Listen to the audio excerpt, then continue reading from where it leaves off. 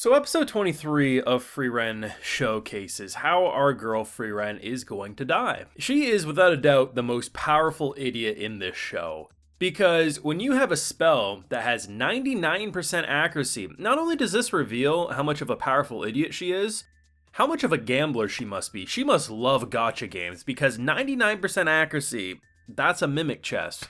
And we know Frieren, she gets swallowed up by those every day of the week if there is one. 1% is enough that it might be a grimoire, and what do we see? The most disappointed look between two characters exchanging looks of like, what the hell are we doing here? And I unironically think this is how Frieren will die. Not anytime soon, not next episode. She's managed to get free by herself, so it's not a matter of if people are with her, but someday, that is going to kill her. I don't think there's any ifs, ands, or buts. And that might be the funniest way a character could die. You couldn't even be mad if we got a time skip when the show's over and we learned that Frieren perished 500 years from now because of a grimoire. It would just fit her character. I have a full live reaction to today's amazing, hilarious, and questionably stupid episode, but I love it, over on my Patreon. If you want to see my full and cut thoughts, they're over there if you're interested. What another banger episode. Frieren continues to deliver. I mean, one of the biggest twists of the episode was that, well, if you look at episode 22, the woman who's making this whole test has a 0% success rate. So, like, when you hear that, it's like, oh, shit. Like, we know at least one or two is gonna pass. Like, there's no way we don't go to the third test without, at least Frieren or Fern, like, making it to the next round, right? But the idea that she takes the test with them, because, like,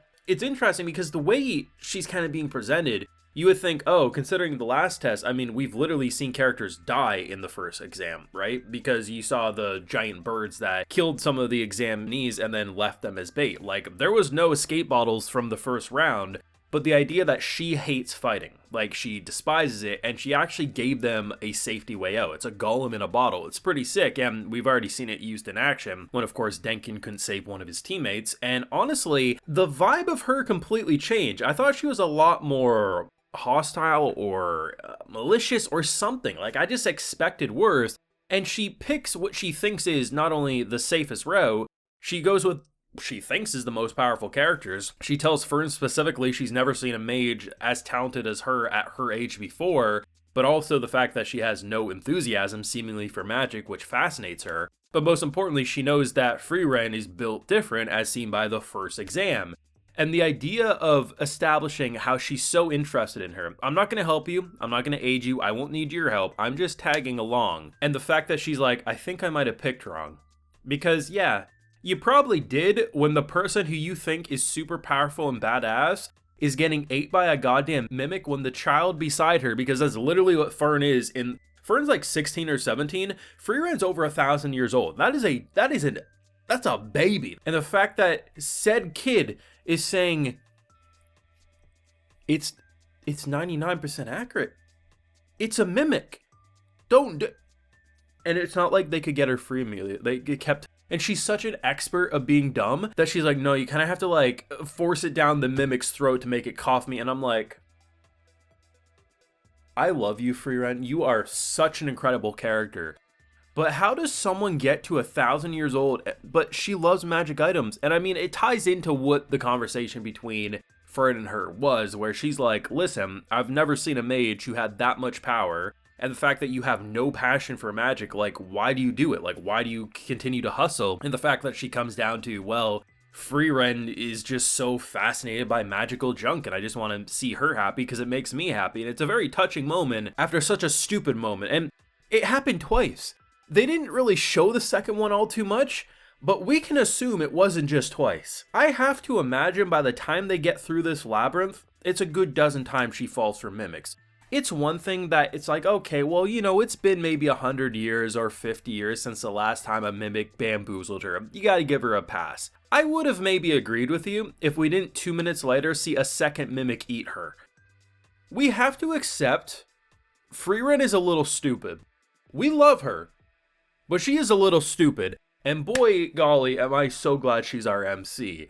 But this was a very interesting test. I mean, the first test, like when you hear magic exam, you're thinking a one-on-one battle or a written test of some degree. Like it's usually pretty basic. The first test, doing what they did with the whole kind of hide and seek with the birds, and obviously can also have battles between opponents, really cool. This one being a labyrinth where it's like, just get to the bottom. You get to the bottom, and obviously that's how you win. I'll pass as many who get to the bottom. Well, how will you verify? I'm coming with you. Like, the idea just, it flips the whole concept on its head where you're thinking, oh, this is going to be a very brutal thing. And then she's like, here's a golem in a bottle. It'll automatically shatter at this time and take you to safety, and you have the ability. It's still possible you'll die, but, you know, it's a lot nicer than the first one, if I'm being honest. The first one, literally, there was at least 3 students or examees who ended up dying in the trees there, right? Because of the big prey birds that were attacking them. The idea of Denken, though, is interesting because he's like super disappointed in the group collectively because he knows that if everyone just worked together, they all would have passed. And even though they don't have to work together, it was clearly the right thing to do.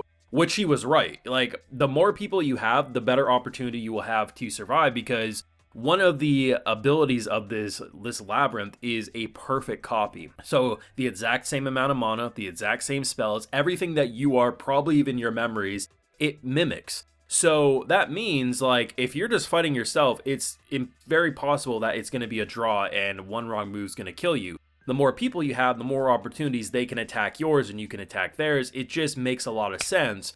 And I think one of the coldest, funniest, and badass lines I think we've heard from a character comes from Denken at the very end. I knew it. I just knew what it had to be. But I was like, there's no way, because Frieren would be fighting her own. Let me just say this. If this wasn't a test, I would have ran long ago, or something like that. And it's like the pan up to seeing Frieren, because he knows 4 ain't enough. It's possible, like, they might get the jump, but still, like, this is... I love him. I love Denken. He's such an old, wise grandpa, and everything about him's so good. The animation for the spellcasting, once again, very top tier. A lot of really creative moves. Just in general, man, Frieren continues to deliver. Honestly, got a little worried when I started this episode because I'm used to 24 or 25 episode runs for anime, and I'm like, God damn it, we're almost done this season. And it's like, oh wait, no, we had 28 episodes. We're still golden. And honestly, given how popular this show is in Japan, both streaming numbers and sales figures already, it's guaranteed we're gonna get another season eventually. Even if it takes like multiple years for enough material to be out there, they're gonna do what they did with A Made in Abyss at the very least, of saying, hey, we're gonna do more. Gonna take us a bit because the material ain't there, but we gonna do more. And I love that. I love that this show is so popular because it deserves it 100%. But let me know what you thought of this week's hilarious, exciting, and very interesting episode overall down below. Leave a like if you enjoyed, subscribe if you're new around here, of course ring that bell so you can get notified when I upload more. And like I mentioned, we got that full live reaction over on my Patreon. And hey, while you're over there, I'll also give you a video shout out. Alright, so today we have Mr. Yak, Lelouch CC, Proof Space, SW Me, Nanodog, and Harkari Oni. So I appreciate the support, everyone. Please take care and have a good one.